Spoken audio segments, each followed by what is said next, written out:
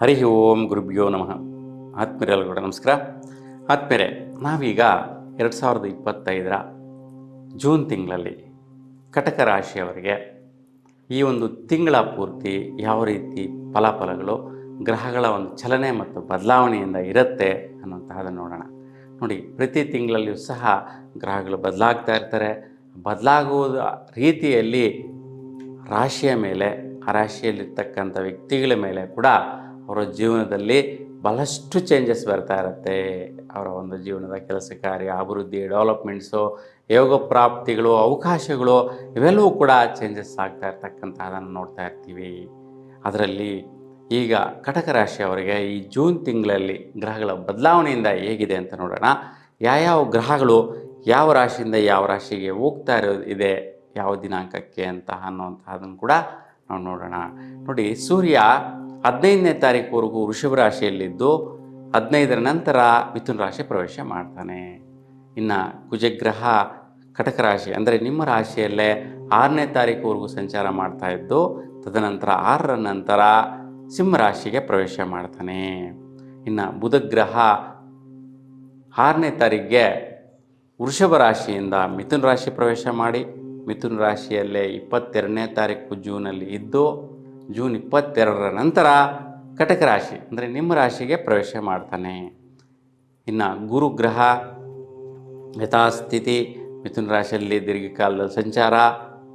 ಇನ್ನು ಶುಕ್ರಗ್ರಹ ಮೇಷ ರಾಶಿಯಲ್ಲಿ ಸಂಚಾರ ಮಾಡ್ತಾ ಇರ್ತಕ್ಕಂತಹದ್ದು ಜೂನ್ 29ಗೆ ವೃಷಭ ರಾಶಿಗೆ ಪ್ರವೇಶ ಮಾಡ್ತಾನೆ.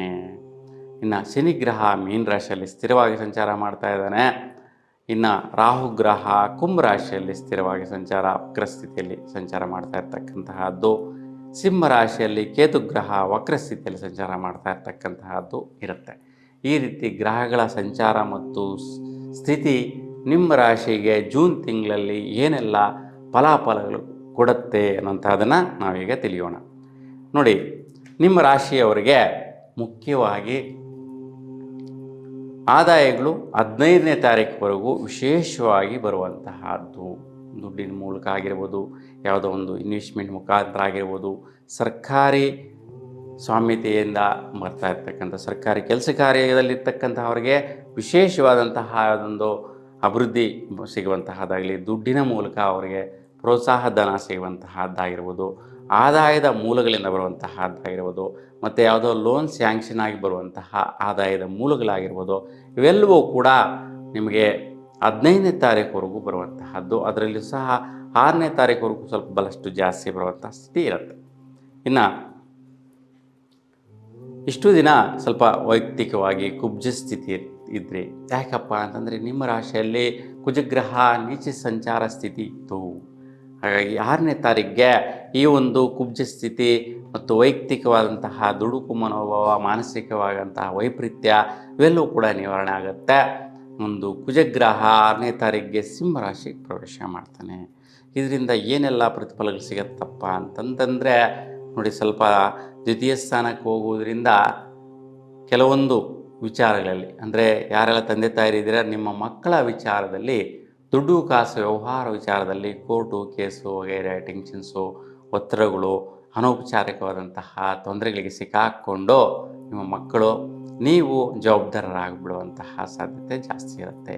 ಹಾಗೆ ಮಕ್ಕಳ ವಿಚಾರದಲ್ಲಿ ತುಂಬ ಜಾಗೃತರಾಗಿರಿ. ಹಾಗಾಗಿ ಈ ಸಮಯದಲ್ಲಿ ನೋಡುವಂತಹದ್ದು.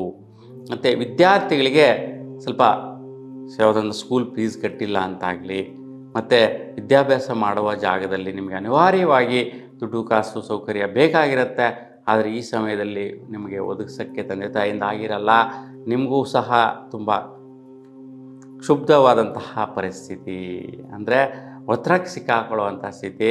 ಸೊ ಹಾಗಾಗಿ ಅಲ್ಲಿ ಸಮಸ್ಯೆಗಳು ಎದುರಿಸುವಂತಹ ಸ್ಥಿತಿಗಳು ಬರುತ್ತೆ. ಇನ್ನು ವೃತ್ತಿಯಲ್ಲಿ ಸ್ವಲ್ಪ ತಲೆನೋವು ಬರುವಂತಹದ್ದು. ಏನೋ ಒಂದು ಕೆಲಸ ಕಾರ್ಯ ವೃತ್ತಿ ಮಾಡ್ತಾ ಇರ್ತೀರಾ, ಆ ಜಾಗದಲ್ಲಿ ನಿಮ್ಮ ಮೇಲೆ ಯಾವುದೋ ಒಂದು ಹಣಕಾಸಿನ ಲೇವಾದೇವಿಯಲ್ಲಿ ವೈಪರೀತ್ಯಗಳು ಬರುವಂತಹದ್ದಿರುತ್ತೆ. ನೋಡಿ, ಯಾರೆಲ್ಲ ಕ್ಲರ್ಕ್ ಜಾಬ್ ಮಾಡ್ತಾ ಇರ್ತಾರೆ, ಯಾರೆಲ್ಲ ಒಂದು ಕಾರಕೂನರು ಅಂತೇಳಿ, ಅಂದರೆ ಕ್ಲರ್ಕಲ್ ಜಾಬ್ಸ್ ಯಾರು ಮಾಡ್ತಾ ಇದ್ದಾರೆ ಅಂತಹ ಅವರ ಮೇಲೆ ಲೆಕ್ಕಾಚಾರಗಳ ವಿಚಾರದಲ್ಲಿ ವ್ಯವಹಾರಗಳು ಬರುವಂತಹದ್ದು, ನಿಮ್ಮ ತಲೆ ಮೇಲೆ ಹೊರಿಸುವಂತಹದ್ದು ಬರುತ್ತೆ. ಹಣಕಾಸಿನ ವಹಿವಾಟಲ್ಲಿ ಹೆಚ್ಚು ಕಮ್ಮಿಗಳಾಗ್ಬಿಡೋ ಸಾಧ್ಯತೆ ಜಾಸ್ತಿ ಇದೆ. ಹಾಗಾಗಿ ತುಂಬ ಜಾಗೃತಿಯಿಂದ ಇರೋದು ತುಂಬ ಉತ್ತಮವಾದಂತಹ ವಿಚಾರ ಆಗಿರುತ್ತೆ. ಇನ್ನು ನಿಮ್ಮ ರಾಶಿಯಿಂದ ಬುಧನು ವೃಷಭ ರಾಶಿಯಲ್ಲಿ ಸಂಚಾರ 6ನೇ ತಾರೀಕುವರೆಗೂ ಇರ್ತಾನೆ. ಹಾಗಾಗಿ ಸ್ವಲ್ಪ ಆದಾಯಗಳೆಲ್ಲವೂ ಕೂಡ ನಿಮ್ಮ ಪ್ರಯತ್ನ ಬಲಕ್ಕೆ ತಕ್ಕಂತೆ ಸಿಗುವಂತಹದ್ದು, ವ್ಯಾಪಾರ ವಹಿವಾಟುಗಳಿಗೆ ಬರುವಂತಹದ್ದು, ವೈದ್ಯಕೀಯ ಕ್ಷೇತ್ರದಲ್ಲಿರ್ತಕ್ಕಂತಹ ಅವರಿಗೆ ಸ್ವಲ್ಪ ಹಣಕಾಸಿನ ಆದಾಯಗಳು ಬರುವಂತಹದ್ದು, ಯಾರೆಲ್ಲ ಬಿಲ್ಡಿಂಗ್ ಕಟ್ಟೋರು ಇರ್ತಾರೆ, ಬಿಲ್ಡರ್ಸ್ ಇರ್ತೀರಾ ಅಂತಹವರಿಗೆಲ್ಲರೂ ಕೂಡ 6ನೇ ತಾರೀಕು ಒಳಗಡೆ ಯಥೇಚ್ಛವಾದಂತಹ ಆದಾಯಗಳು ಗಳಿಸುವಂಥದ್ದು, ಭೂಮಿ ವ್ಯಾಪಾರ ವ್ಯವಹಾರ ವಹಿವಾಟುಗಳಿಂದ ಮಾರಾಟ ಮಾಡೋದರಿಂದ ಅದರಿಂದ ಬಂದಿರ್ತಕ್ಕಂಥ ದುಡ್ಡುಗಳು ಬರುವಂತಹದ್ದು, ಲೋನ್ ಸ್ಯಾಂಕ್ಷನ್ ಆಗಿ ಬರುವಂತಹ ದುಡ್ಡುಗಳಿಂದ ಬರುವಂತಹ ಆದಾಯಗಳಾಗಿರೋದು, ಈ ರೀತಿಯ ಒಂದು ಪ್ರತಿಫಲಗಳು 6ನೇ ತಾರೀಕುವರೆಗೂ ನಡೆಯುತ್ತೆ. 6ರ ನಂತರ ಸ್ವಲ್ಪ ಇನ್ವೆಸ್ಟ್ಮೆಂಟ್ ಜಾಸ್ತಿ ಆಗುತ್ತೆ. ನೀವು ಭೂಮಿ ತಗೋಬೇಕು ಅಂತಾಗಲಿ, ಸೈಟ್ ತಗೊಳ್ಳಬೇಕು ಅಂತಾಗಲಿ, ಮನೆ ಕಟ್ಟೋದಕ್ಕಾಗಲಿ, ಮತ್ತು ಬೆಳೆಗಳ ಮೇಲೆ ಇನ್ವೆಸ್ಟ್ಮೆಂಟ್ ಮಾಡೋದಕ್ಕೋಸ್ಕರ ಆಗಲಿ, ಅಥವಾ ನಿಮ್ಮ ಬಂಧುಗಳಿಗೆ ಏನೋ ಸಮಸ್ಯೆ ಬಂದಿದೆ, ಅವರು ಒಂದು ಎಲ್ಪ್ಗೋಸ್ಕರ, ಅವರೊಂದು ಸಪೋರ್ಟ್ಗೋಸ್ಕರ ನೀವು ಸ್ವಲ್ಪ ಧನ ಸಹಾಯ ಮಾಡಬೇಕು ಅಂತಾಗಲಿ ಖರ್ಚುಗಳು ಬರುವಂಥ ಸಾಧ್ಯತೆ ಜಾಸ್ತಿ ಇರುತ್ತೆ. ಮತ್ತು ವಿಶೇಷವಾದಂತಹ ಒಂದು ಪ್ರಯತ್ನಗಳು ಮಾಡ್ತೀರಾ, ಏನೇನೋ ಒಂದು ಪ್ರಯತ್ನ ನಿಮ್ಮದೇ ಆದಂಥ ಒಂದು ಅಭಿವೃದ್ಧಿ ಕಾರ್ಯಕ್ಕೋಸ್ಕರ, ಆ ವಿಚಾರದಲ್ಲೂ ಕೂಡ ಸ್ವಲ್ಪ ಇನ್ವೆಸ್ಟ್ಮೆಂಟ್ ಜಾಸ್ತಿ ಬರುವಂತಹದ್ದು ಇರುತ್ತೆ. 22ರ ನಂತರ ನಿಮಗೆ ಸ್ವಲ್ಪ ವೈಯಕ್ತಿಕವಾದಂಥ ದೃಢತೆ, ನಿರ್ಧಾರ ಒಂದು ಬರುತ್ತೆ, ಸ್ಥಿರವಾಗಿ ಬರುತ್ತೆ. ಕೆಲವೊಂದು ಅವಕಾಶಗಳು, ಪ್ರಾಜೆಕ್ಟ್ಗಳು ನಿಮ್ಮನ್ನು ಹುಡ್ಕೊಂಡು ಬರುವಂತಹ ಸಾಧ್ಯತೆ ಜಾಸ್ತಿ ಇರುತ್ತೆ. ನಿಮಗೆ ಯಾವುದ್ಯಾವುದೋ ಕೆಲಸ ಕಾರ್ಯ ನೀನೇ ಮಾಡಬೇಕು, ನಿನ್ನ ಕೈಯಿಂದನೇ ಆಗುತ್ತೆ, ನಿನ್ನ ಜವಾಬ್ದಾರಿ ಅಂತ ಹೇಳುವಂತಹ ಒಂದು, ಮತ್ತು ಏನೆಲ್ಲ ಕಳ್ಕೊಂಡಿರ್ತೀರ ಅವನ್ನೆಲ್ಲ ಪಡೆಯುವಂತಹದ್ದು, ಲಾಸ್ ಆಗಿರುತ್ತೆ ಅದನ್ನೆಲ್ಲ ಪಡೆಯುವಂತಹದ್ದು, ಅವೆಲ್ಲವೂ ಕೂಡ 22 ಜೂನ್ ನಂತರ ನಿಮ್ಮ ಕೈ ಸೇರುವಂತಹದ್ದು, ನಿಮ್ಮ ಹತ್ರ ಬರುವಂತಹದ್ದು ಆಗುತ್ತೆ. ಇನ್ನು ವಿಶೇಷವಾಗಿ ಒಂದು ದೊಡ್ಡ ದೊಡ್ಡ ಪ್ರಾಜೆಕ್ಟ್ಗಳಿಗೆ ಕೈ ಹಾಕುವಂತಹದ್ದಿರುತ್ತೆ. ಮಿತ್ರರ ಜೊತೆಗೂಡಿ ಮಾಡುವಂತಹ ವ್ಯವಹಾರಗಳಿಗೋಸ್ಕರ ಇನ್ವೆಸ್ಟ್ಮೆಂಟ್ಸ್ ದೊಡ್ಡ ಮೊತ್ತದಲ್ಲಿ ಬೀಳುವಂತಹದ್ದು, ಯಾವುದೋ ಫ್ಯಾಕ್ಟ್ರೀಸ್ ಓಪನ್ ಮಾಡೋದು, ಒಂದು ಕಂಪ್ನಿಯನ್ನು ಸ್ಟಾರ್ಟ್ ಮಾಡೋದು, ಯಾವುದೋ ಒಂದು ಲೇವಾದೇವಿ ಮಾಡುವಂತಹದ್ದು ಎಲ್ಲ ಕೂಡ ಸ್ನೇಹಿತರ ಜೊತೆಗೂಡಿ ಮಾಡುವಂತಹದ್ದಿರುತ್ತೆ. ದೊಡ್ಡ ಒಂದು ವ್ಯಕ್ತಿಗಳ ಜೊತೆ ಒಂದು ಸಂಯೋಗ ಆಗಿ ವ್ಯವಹಾರಗಳನ್ನು ಮುಂದುವರಿಸುವಂತಹ ಸ್ಥಿತಿಗಳು ಬರುತ್ತೆ. ಕೆಲವೊಂದು ಭಾಗ್ಯ ಪ್ರಯತ್ನಗಳಿಗೋಸ್ಕರ ನೀವು ಇನ್ವೆಸ್ಟ್ಮೆಂಟ್ ಮಾಡುವಂಥದ್ದು ಕೂಡ ಬರುತ್ತೆ. ಯಾವಾಗಲೂ ನಿಮಗೆ 1ಕ್ಕೆ 2ರಷ್ಟೋ ಅಥವಾ 5ರಷ್ಟೋ 10ರಷ್ಟೋ ಬರುತ್ತಪ್ಪ ಅನ್ನುವಂತಹ ವಿಚಾರಗಳಿಗೋಸ್ಕರ ನೀವು ಇನ್ವೆಸ್ಟ್ಮೆಂಟ್ ಮಾಡುವಂತಹದ್ದು, ಕೂಡಿಡುವಂತಹದ್ದು, ಸೊ ಇವೆಲ್ಲವೂ ಕೂಡ ನಡೆಯುತ್ತೆ ಈ ಒಂದು ಸಮಯದಲ್ಲಿ. ಇನ್ನು ವಿಶೇಷವಾಗಿ ನಿಮಗೆ ಮನೆ ಕಡೆ ಒಂದು ಅಭಿವೃದ್ಧಿಯನ್ನು ನೋಡುವಂತಹದ್ದು, ನೋಡಿ ಮನೆ ಕಡೆ ಏನೋ ಒಂದು ಶುಭ ಕಾರ್ಯ ಆಗುವಂತಹದ್ದಿರುತ್ತೆ, ಶುಭ ಸೂಚನೆಗಳು ನಡೆಯುತ್ತೆ. ಕಟಕ ರಾಶಿಯವರಿಗೆ ಮನೆ ಕಡೆಯಲ್ಲಿ ವಿಶೇಷವಾದಂತಹ ಸೌಖ್ಯಗಳಾಗುವಂತಹದ್ದು, ಶುಭ ಕಾರ್ಯಗಳಾಗುವಂತಹದ್ದು, ಆ ಒಂದು ವಿಚಾರವಾಗಿ ನಿಮಗೂ ಸ್ವಲ್ಪ ದುಡ್ಡು ಖರ್ಚಾಗತ್ತೆ, ಆದರೂ ಕೂಡ ಒಂದು ಸೌಖ್ಯ ಉಂಟಾಗತ್ತೆ, ಮತ್ತು ಒಂದು ಶ್ರೇಯಸ್ ಕೂಡ ಬರುತ್ತೆ. ಒಂದು ಒಳ್ಳೆಯ ರೀತಿಯ ಒಂದು ಸಂತೃಪ್ತಿಕರವಾದಂತಹದ್ದು ಒಂದು ದಿನಗಳಾಗಿರುತ್ತೆ. ಒಂದು ತಿಂಗಳ ಅಂತ್ಯದಲ್ಲಿ ಸ್ವಲ್ಪ ಈ ಕೆಲಸ ಕಾರ್ಯ ವೃತ್ತಿಯಲ್ಲಿ ಶ್ರೇಷ್ಠತೆಯನ್ನು ಮೆರೀತೀರಾ, ಒಂದು ಶ್ರೇಷ್ಠ ಸ್ಥಾನಮಾನವನ್ನು ಗಳಿಸ್ತೀರಾ.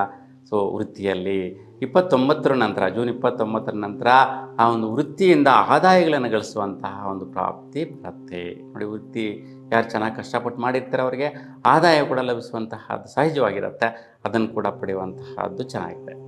ಇನ್ನು ವಿಶೇಷವಾಗಿ ದಂಪತಿಗಳಿಗೆ ಆರೋಗ್ಯ ವಿಚಾರದಲ್ಲಿ ಸ್ವಲ್ಪ ಸುಧಾರಿಸ್ಕೊಳ್ಳುವಂತಹದ್ದು, ಭಾಗ್ಯ ಬರುವಂತಹದ್ದು, ಹಾಸ್ಪಿಟಲ್ ಟ್ರೀಟ್ಮೆಂಟಿಂದ ಹೊರಗಡೆ ಬಂದು ಸುಧಾರಿಸ್ಕೊಳ್ಳುವಂತಹ ಸ್ಥಿತಿಗಳು ಇರುತ್ತೆ. ಆದರೂ ಸ್ವಲ್ಪ ರಾಹು ಪ್ರಭಾವದಿಂದ ಸ್ವಲ್ಪ ತಲೆನೋವು, ತಲೆಭಾರ, ಬಿದ್ದು ತಗಿಸ್ಕೊಂಡ್ರೆ ತಲೆಗೆ ಪೆಟ್ಟಾಗುವಂಥ ಸಾಧ್ಯತೆಗಳಿರುತ್ತೆ, ತಲೆ ಮೇಲೆ ಒತ್ತಡಗಳು ಬೀರುವಂತಹದ್ದಿರುತ್ತೆ.